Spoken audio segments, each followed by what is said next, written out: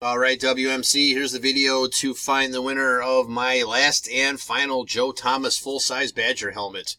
We'll check the time here is March 8th at 7:16 p.m. We're going to go over to the raffle and type live.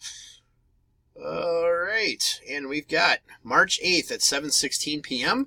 Here's our list of our 20 entries. We're just going to randomize your names, and then whoever's on top after the final roll is our winner. We need a dice roll of 5 or higher. There's 10. All right, 10 times. Here we go. Good luck. 1, 2, 3, 4, 5, 6, 7, 8, 9. Last and final. Here we go. Good luck. It is Josh. Spot 17 is your winner. So, Josh, please get with me to collect your Thomas. There's our verification code. Our timestamp, once again, March 8th at 7:17 p.m.